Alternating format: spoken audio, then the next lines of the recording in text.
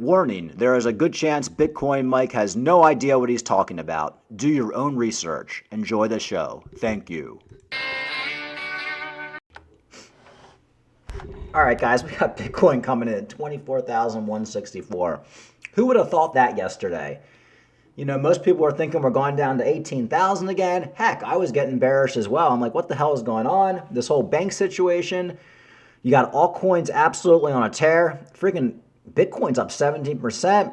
Cardano up 13%, almost 14%, back up to almost 35 cents. Absolutely insane. You got stocks up, the Dow up 200 points, but you have banks absolutely collapsing. So a lot of these bank stock, everybody told you the last couple of years in crypto, oh my God, you gotta be in banks, they're safe, blah, blah, blah, blah. It turns out the banks are no safer than crypto. If it wasn't for the government bailing out these banks, the banks would have collapsed just like a crypto exchange, which is really absolutely incredible when you think about it. Now, of course, you have that insurance, which is great, and it does look like people are going to get their money back from the bank, from the whole banking collapse. But wow, if not for the U.S. government, these banks are just as shady as these crypto exchanges. So you have this other bank that went down. First Republic, they dropped 60% today. So you have banks just collapsing, but we are seeing positivity otherwise, because the Fed came out and basically said, not only are you going to get your insured money back, if you have uninsured money, you're getting that back too. So essentially, with these banks, everybody's getting their money back. So happy ending, but is it over? Is there a contagion? Is there going to be more stuff that collapses? Is this the end of it? I don't know. I really don't know. And that's why I think this crypto little rally we could be in right now, it's just going to be a lot of volatility.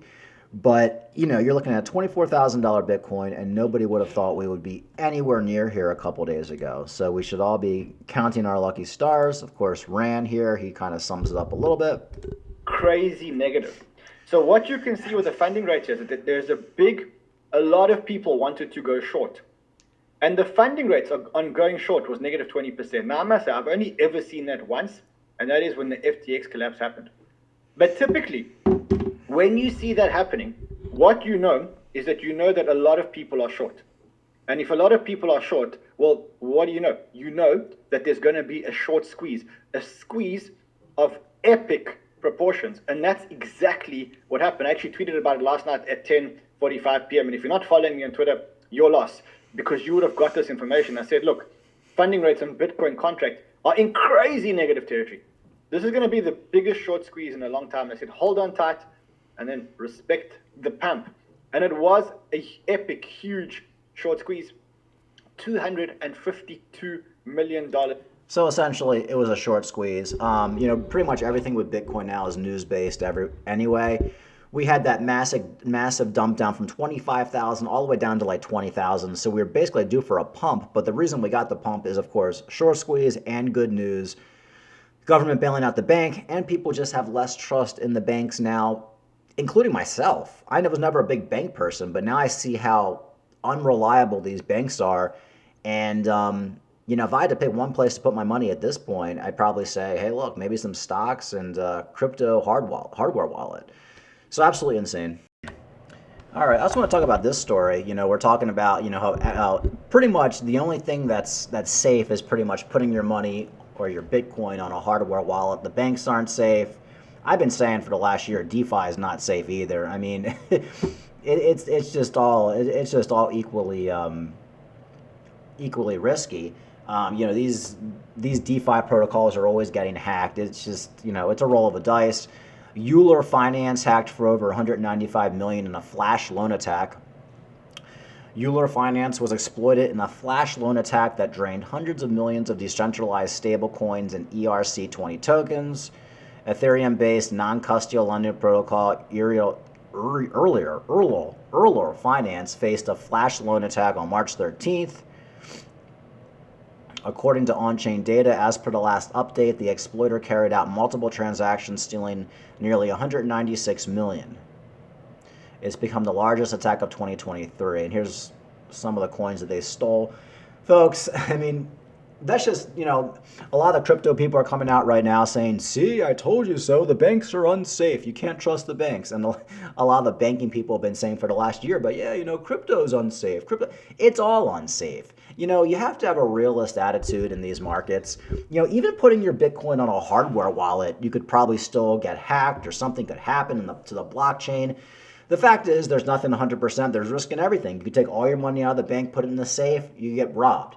You could buy gold, you could get robbed. So I would say probably the safest thing is, like I said yesterday, probably the safest thing is probably just putting your money in a big bank, the biggest bank in the world. And if they collapse, that pretty much means the United States has collapsed. They have to get bailed out.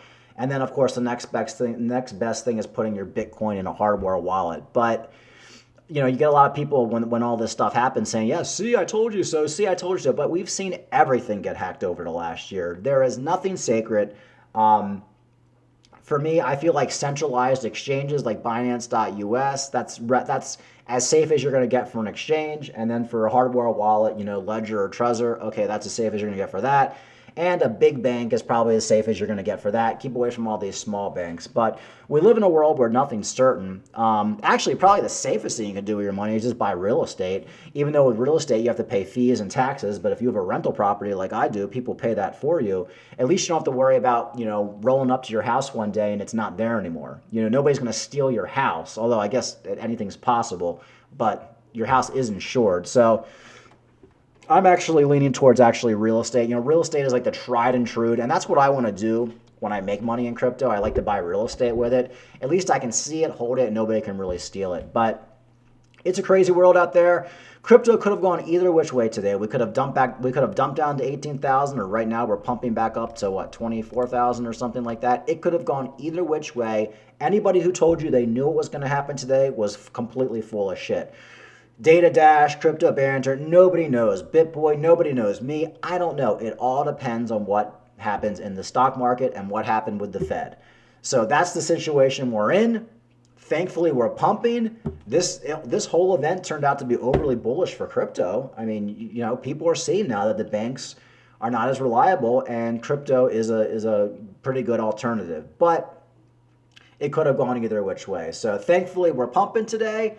In retrospect, I wish I bought some more Cardano 2 days ago at 30 cents or something like that, and Theta at 85 cents, but I didn't. But I already have plenty. But this is why I've been saying, if you're just sitting around waiting for a $12,000 Bitcoin or an $8,000 Bitcoin or a $15,000 Bitcoin, the chance of you getting it is slim. You might get it, and I wish you the best of luck.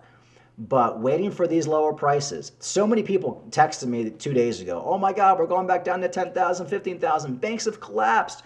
The Silvergate banks collapsed. Crypto's over, man. We're going back down. We're bearish. Look at the comments on other YouTubers' videos. We're bearish. It's over. It's over. There's liquidity. There's no liquidity. And now we're right back up to almost $25,000. Nobody knows what's going to happen. But what we do know, 2024, 2025, the next Bitcoin halving, those who buy in this bear market are going to do extremely well. Okay, like and subscribe.